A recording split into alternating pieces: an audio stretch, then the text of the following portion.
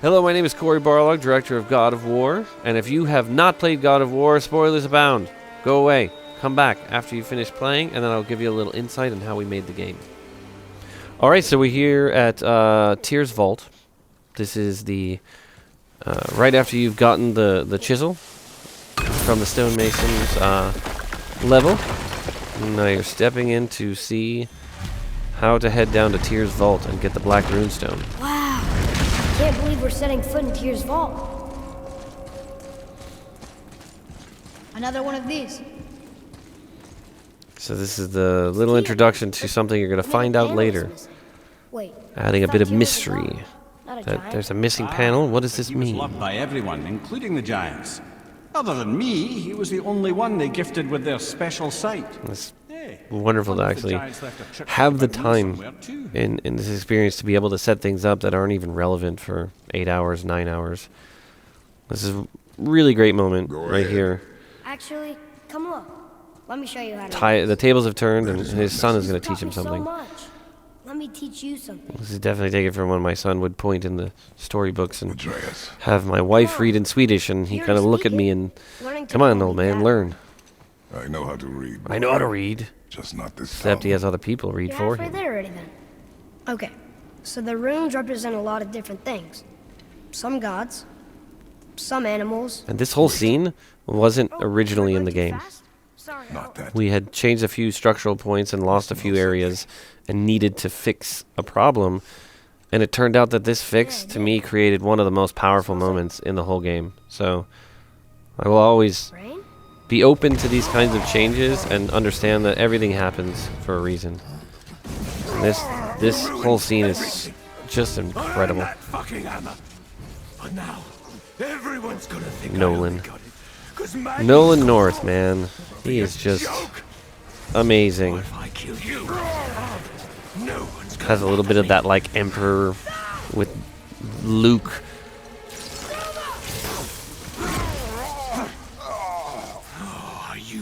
But this sort of realization, this kind of Atreus' moment to really show his family colors, you know, this idea that he is truly Kratos' son. But he's definitely not ready, right? He's never been told that he's a god. So his body is still fighting all of this stuff.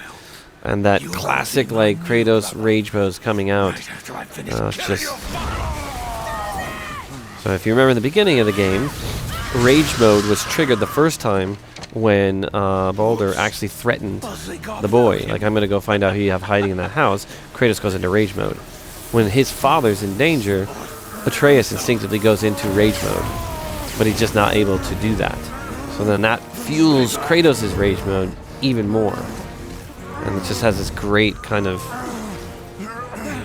mirrored dynamic, you know, that how far Atreus has come, but how far he has to go.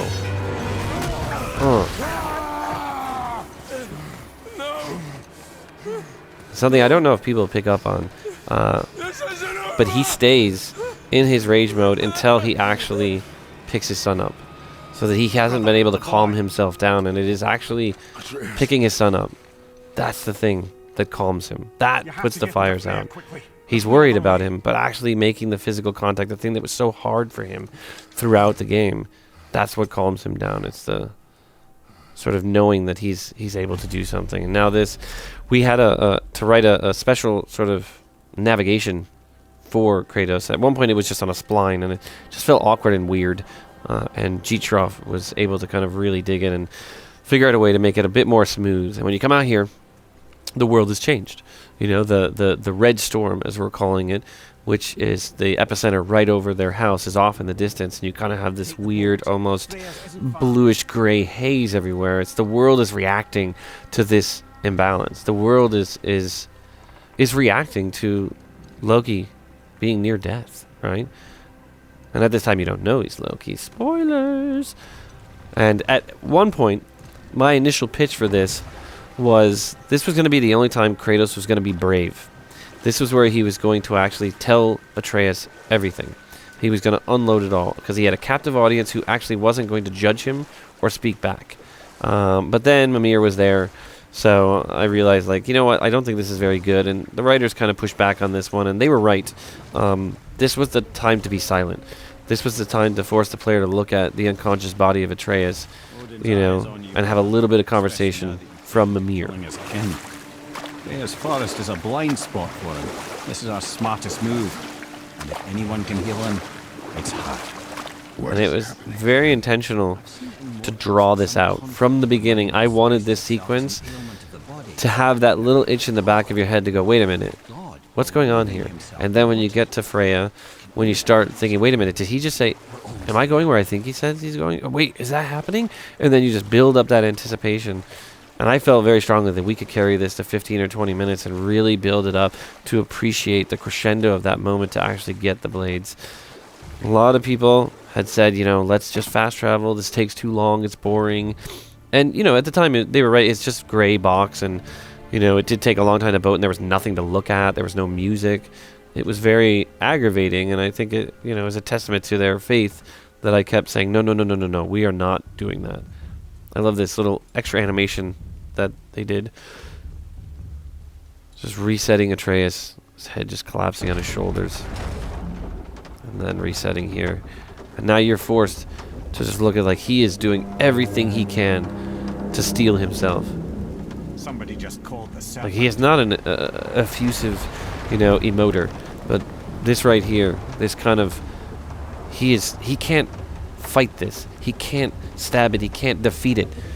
He simply has to figure out the logical, smart move out of this, and the emotions that he's trying to suppress right here because of what he's grown up. The way he's grown up is just, you know, he's like a caged animal at this point. He doesn't know how to deal with it.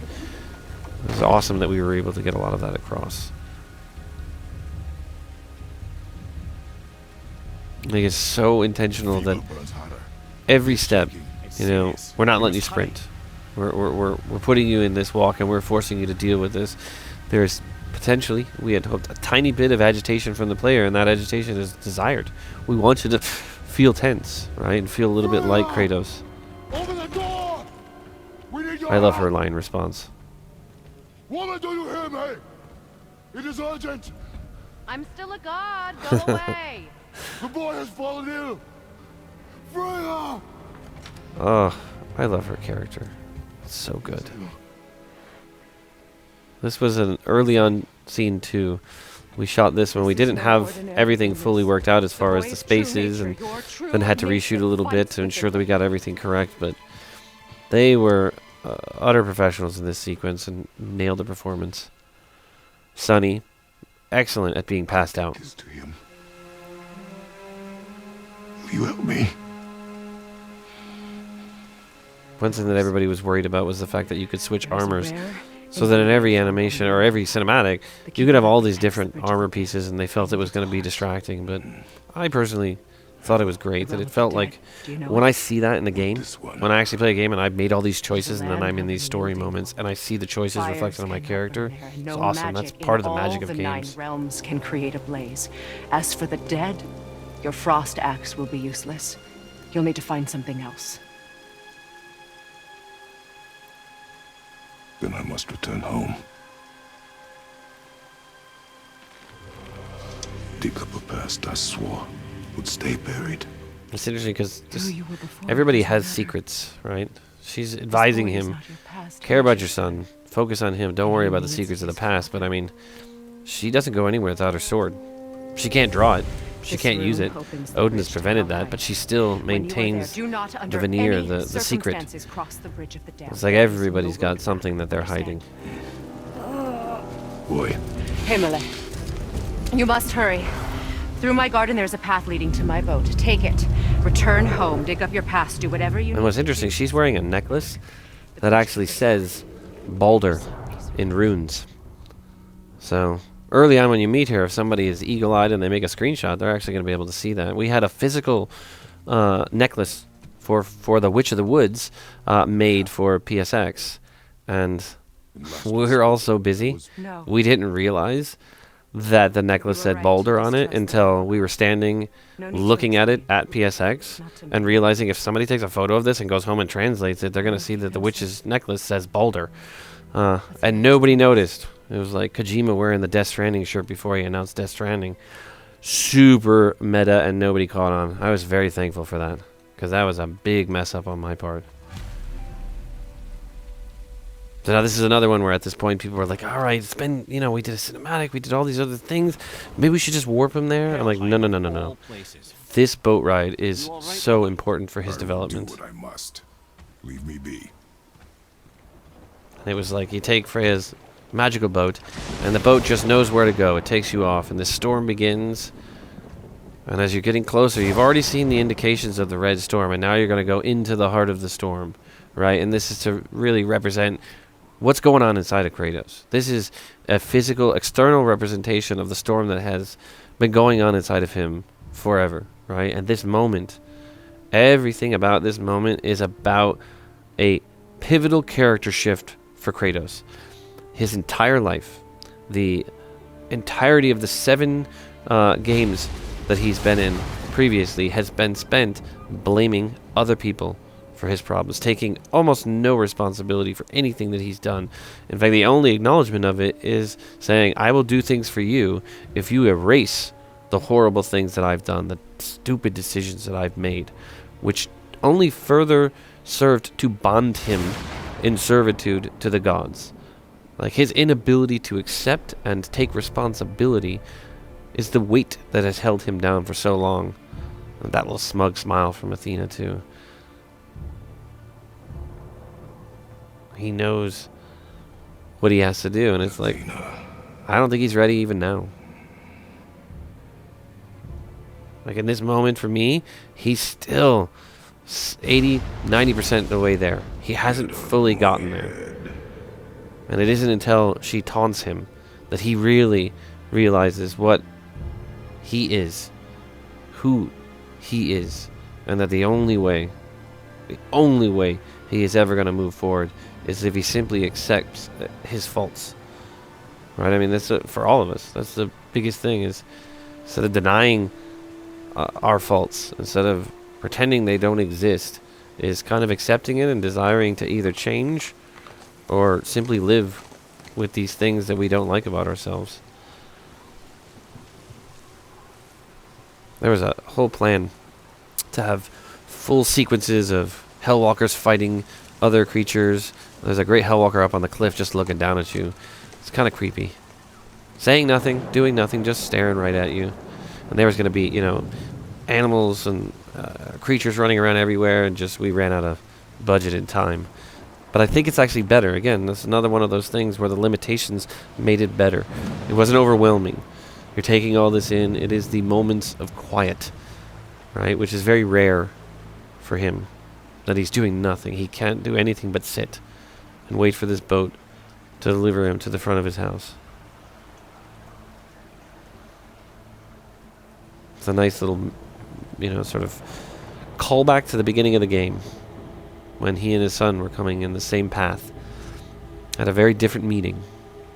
And at the beginning of the game, when you're about to set off on the journey, we do a little pause of the camera and look underneath the house to acknowledge that the blades are there underneath the house. It's a little bit of a hint, and if you don't know what you're looking for, you wouldn't notice it. But, you know, anytime we're going to have a reveal like this, a little surprise, I always want to have a couple of opportunities to show that, hey, that might be coming, and if you're really paying attention. And this whole idea is kind of the throwback to classic God of War, where every time you would get a new weapon, magical power, any sort of new mechanic, we would give you the before and after.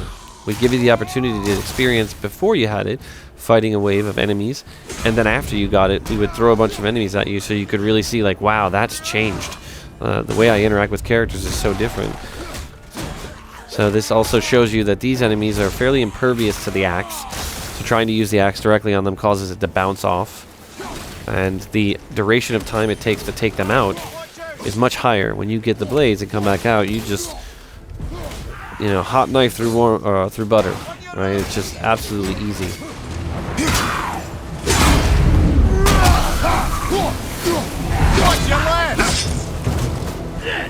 I really like when Mimir gives you directions on where the enemies are. There was a point in the game where Mimir was not going to be hanging from the belt.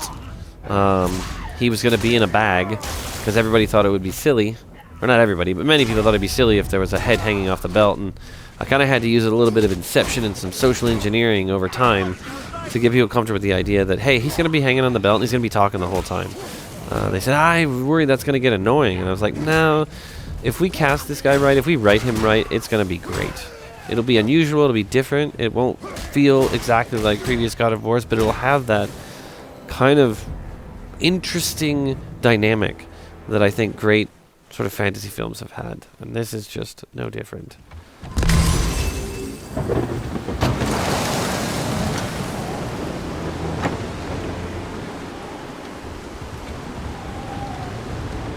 This was a really, really emotional scene for Chris. I didn't know at the time how dark it was going to be, so we really couldn't see a lot of what he was doing, but I mean, you can feel it in what he's saying. He went to a really dark place to get here, and I just have been so in awe of his performance throughout this entire thing. But this moment, I just go up and give him a hug after one of the takes, because I asked him to do it like 4 times.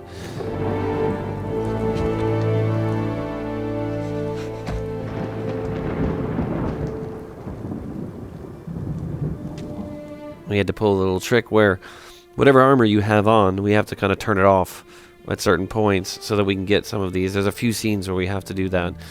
Breaks a little bit of the reality. You know, if you're paying really close attention, it's a little weird, but most people we found through the playtest did not notice it. Although finally, because the resolution's a lot higher on the PlayStation 4, everybody notices the whole... There's chains on it, and then he puts it on his back, and then the chains aren't connected to his hands, which was part of the franchise from the beginning, the kind of magical, like, they're connected to his arm, then he puts them on his back, and they're not connected to his arm anymore. It was a weird sort of break of the illusion, I think, for everybody. Oh. And this is Carol Rougier as Athena, the original Athena. I love her performance, her voice. She is wonderful. To be everything you are not. Teacher, husband. There it is, the father. That's the one that gets him. It's the one thing he cares about. That's where he realizes You will never escape. he is a monster. You cannot change. You will always be a monster. I know. But I am your monster no longer. Such an empowering moment. That feeling of like, you haven't shed everything from the past, but at least you've accepted it. You've accepted that you are imperfect. And you've done a lot of bad stuff, and that begins the path for real change for him. Obviously, he goes and kills a bunch of creatures right after that, but from a gameplay perspective, this puts you into that moment of like, alright, that is that classic heroic moment. You know, the Indy putting the whip on. And I feel like reaching this point was satisfying because of the journey that it took to get there. It needed to take 15 to 20 minutes. If we had rushed it to get there, I feel like most people wouldn't have really absorbed what was happening. Part of it is this sort of building of the tension and that disbelief. I mean, you want it to be long enough that you're like, oh, they're probably not doing that. No way, they're doing that. And this is a testament to every single member of the team bringing something to the table to realize this long moment. I mean, we called these, key level beats. That was our development name, and we had tons of these key level beats throughout, and there was these little strike teams that we would put together to try to realize each one of them. And some of them were easier than others, but this one, I think, presented an incredible challenge because it required so many people to come together and come up with, unorthodox solutions, or time-consuming solutions to try to realize it to its fullest extent. It was a sight to behold, to go from the really crude, blocked-out version to actually get to the point where even members of our own team, when they were playing it for the first time, were just like giddy, right? Which reminded me in this moment, to see some of the team members excited, when I was on the show floor in E3 2004 maybe, when we had a demo of God of War 1, and I was watching people come up to the station, pick it up, and just start cutting through a bunch of skellies and just having an amazing, amazing time. It was nice to actually see that from members of our own team. This is where you realize there was a hidden gateway in your front yard the whole time, covered in vines, these Helheim vines that actually are preventing you from accessing it. So without the blades, you would have never been able to open this magical door. So I think that's just so cool.